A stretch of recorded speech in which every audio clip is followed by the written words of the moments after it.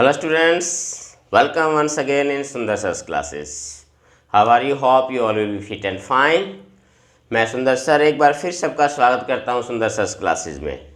तो स्टूडेंट्स चलते हैं हमारी कंटिन्यू सीरीज़ की तरफ, जो हमारी सीरीज़ कंटिन्यू है जिस समय लर्न इंग्लिश इन 30 स्टेप्स और इन 30 डेज। तो उसी सीरीज़ के अंतर्गत आज हम करेंगे हमारा बेसिक इंग्लिश का स्टेप 20 और इसमें आज हम सीखेंगे सेंटेंस फॉर्मेशन के अंतर्गत use of has and have. आज हम इस पर्टिकुलर लेसन में सीखेंगे हैज़ और हैव का प्रयोग हमने कैसे करना है और कहाँ इसका प्रयोग करते हैं, किस प्रकार से कौन कौन सी ऐसी जो इसकी स्ट्रक्चर है, किस प्रकार से ये सारी चीज़ें हम आज के इस लेसन में सीखेंगे। वीडियो को पूरा ज़रूर देखिए। तो चलिए हम स्टार्ट करते हैं हमारा आज का ये लेसन। तो स्टूडेंट सबसे पहले अगर हम बात करें कि हैज़ और हैव का प्रयोग कब होता है, कि जब हम किसी बात को लेके, किसी चीज़ को लेके अपने पास होने का दावा करते हैं, अपने पास कोई चीज़ होने के बारे में बताते हैं, तो उस प्रकार के सेंटेंसेस में हम यूज़ करते हैं हैज़ और हैव। जैसे उदाहरण के तौर पे मैं कह दूं कि मेरे पास ये मार्कर है, यानी ये मार्कर मैं रखता हूँ, मेरे पास है। या मैं कह दूं कि मेरे पास एक कार है। या जैसे हम कह दें कि उसके पास बहुत सारे पैसे हैं। या मैं कह दूं कि राम के पास कुछ नए कपड़े हैं। तो इसका मतलब क्या है कि जैसे कोई जिसके बारे में जो सब्जेक्ट होता है इसमें, वो कोई न कोई चीज़ रखता है, उसके पास कोई चीज़ है। तो इसको और भी आसानी से समझने के लिए, बिल्कुल बेसिकली, बिल्कुल शुरुआत से समझने के लिए मैं आज आपको इसके बारे में कुछ जो बताऊंगा, तो आपने उस चीज़ को आपने नोट करना है और उसको अच्छी तरह से समझना है।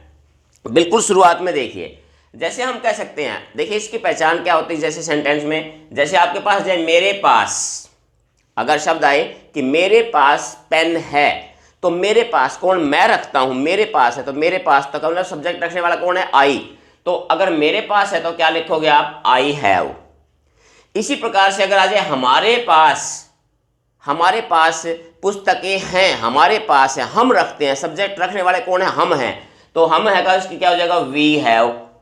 उसी प्रकार से अगर आ जाए उसके पास, अब उसके पास लड़का हो सकता है या फिर लड़की हो सकती है, तो उसके पास क्या मतलब वह रखता है, यानी उसके पास कोई चीज है। तो यहां हम लड़का है तो ही, लड़की है तो शी, और इसके साथ हम लगा देंगे हैज का प्रयोग।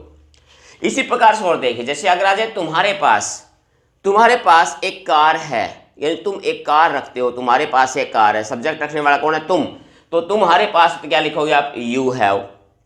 इसी प्रकार जैसे उनके पास, उनके रखने वाले बहुत ज्यादा है, वे लोग, हम कहते हैं उनके पास कुछ नहीं है, उनके पास, तो वे, तो दे के यहाँ क्या जाएगा, दे के साथ क्या लगाओगे, हैव, दे हैव। इसी प्रकार जैसे इसके पास आ जाए, इसके पास जो है, तो यहां इसके लिए क्या लगाओगे, इट हैज का प्रयोग करोगे। अब बात आती है आगे, देखिए अब कहता है राधा के पास, तो किसके पास, पर्टिकुलर जिक्र किसका है, राधा का जिक्र है। भी राधा के पास ये चीज है, राम के पास ये है, मोहन के पास ये है, डेविड के पास ये है। तो कोई ना कोई पर्टिकुलर सब्जेक्ट का नाम दे दिया गया है। अगर नाम दे दिया गया है तो सीधी सी बात है, उसी का नाम लिख दो। राधा है तो राधा, मोहन है तो मोहन, डेविड है तो डेविड, जो भी नाम है आपने वो लिखना है। और उसके साथ अगर एक आदमी है, आदमी एक सिंगुलर एक आदमी है, तो उसके साथ क्या लगा देंगे हम, हैज लगा देंगे।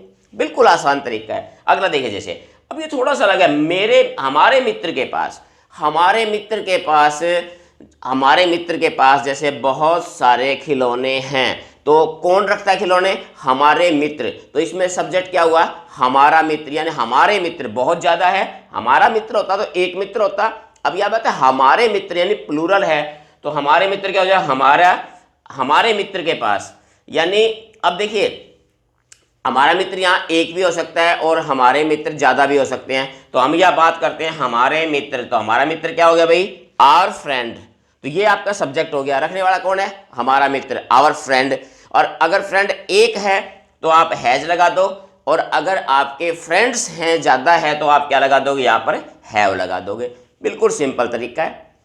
अगर देखिए, जैसे उस औरत के पास यानी वह औरत ये चीज रखती है, यानी उस औरत के पास नई साड़ी नहीं है। तो उस औरत के पास, यानी वह औरत, तो इसके लिए क्या लगाओगे, दैट वोमेन। अगर मैं कह दूं उस भिखारी के पास खाने को नहीं है, तो उस भिखारी, दैट बेगर। उस लड़के के पास पैसे हैं, उस लड़के के पास, दैट बॉय। तो यहां पर क्या हो जाएगा, अगर इस प्रकार से आ जाए, उसके बाद अगर ये नाम आता वही लगा दें हम, दैट वोमेन। तो यहां हम क्या लगा देंगे, एक है, औरत एक है, तो हम सिंगुलर है तो हम क्या लगा देंगे, यहां पर हैज लगा देंगे। अगर उसकी बजाय हो जाए कि उन बच्चों के पास, उन बच्चों के पास, तो वे बच्चे यानी प्लूरल हो गए। फिर प्लूरल का क्या होगी कि दैट का हमने प्लूरल क्या लिखा था, दोज, और यहां पर जो भी सब्जेक्ट है उसका प्लूरल बना दो। उसके बाद फिर क्या लग जाएगा, आपका हैव लग जाएगा। तो इस चीज को भी आपने ध्यान रखना है। अब जैसे आपके पिता के पास, रखने वाला सब्जेक्ट कौन है, आपका पिता, योर फादर। अब सिंगुलर है तो यहां लग जाएगा आपका हैज। तो ये आपने इस चीज का नोट कर लेना, इस चीज का आपने ध्यान रखना है। ये एक पहचान है कि ये इस प्रकार से आते, तो आपने शुरुआत इनकी सेंटेंस की ऐसे करनी है आपने। अब बात करते हैं हम इनके स्ट्रक्चर की। स्ट्रक्चर क्या होता है इसका, देखिए मैंने आपको पहले बताया कि सेंटेंस में स्ट्रक्चर सबसे महत्वपूर्ण होता है। और स्ट्रक्चर जैसे, अगर आपके पास सब्जेक्ट, आपके पास, हमारे पास क्या है सब्जेक्ट, अगर आपके पास सब्जेक्ट आई, वी, यू, दे या प्लूरल, अगर ये सब्जेक्ट आपके पास है, बहुवचन है, तो आपने क्या लगाना है, हैव। अगर आपके पास सब्जेक्ट ही, शी, इट है, या फिर सिंगुलर का मतलब होता है एक वचन, एक सब्जेक्ट है, तो आपने क्या लगाना है, हैज लगाना है। ये आपने यहां भी देखा। अब देखिए मेरे पास आई था तो आई के साथ हैव लगाया आपने, यहां पर वी बहुवचन था तो यहां भी आपने हैव लगाया, यहां ही और शी सिंगुलर थे तो यहां हैज आया, अब यहां यू के साथ हैव आया। अब यहां देखिए एक आवर फ्रेंड, एक फ्रेंड था तो हमने पास में क्या लगा दिया, हमने हैज लगा दिया। तो इस प्रकार से आपने इस चीज का ध्यान रखना है कि सिंगुलर एक वचन है तो आपने हैज, और एक से ज्यादा सब्जेक्ट है तो उनके लिए आपने हैव का प्रयोग करना है। अब बात करते हैं अगर हम स्ट्रक्चर की।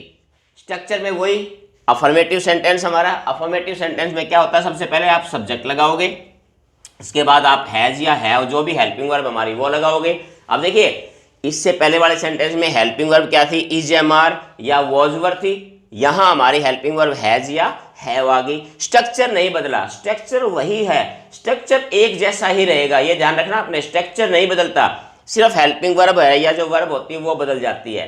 तो वही आपने ध्यान रखना, वहां is, am, are was verb था, यहां आपकी हैज हैव आ गई, और वही लास्ट में आपका ऑब्जेक्ट आ गया। अब सेंटेंस अगर हमारे पास नेगेटिव लेते हैं तो नेगेटिव के अंदर भी क्या था, सब्जेक्ट, हेल्पिंग वर्ब, नॉट और ऑब्जेक्ट, तो इसके अंदर भी वही है, सब्जेक्ट हो गया, ये हमारी हैज हैव क्या है, हमारी हेल्पिंग वर्ब है, वहां पर is, am, are was verb थी, यहाँ हैज हैव आ गई, सिर्फ आपकी हेल्पिंग वर्ब बदल गई। इसके बाद आपका क्या है, इसमें ये नॉट आ गया और ऑब्जेक्ट आ गया। स्ट्रक्चर वही है जो हमने शुरू में सीखी थी, is, am, are was verb या फिर विल, शैल बी वाले में हमने देखा था कि हेल्पिंग वर्ब आपकी जो है बदलती जा रही है, स्ट्रक्चर नहीं बदलता, जो स्ट्रक्चर होती है वो एक जैसा ही रहता है।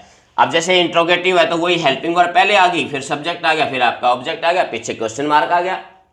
अगर आपका WH वाला इंट्रोगेटिव है, WH वाले में क्या करना है, WH वर्ड पहले आ जाएगा, फिर वही हेल्पिंग वर्ब आ जाएगी, सब्जेक्ट और ऑब्जेक्ट आ जाएगा।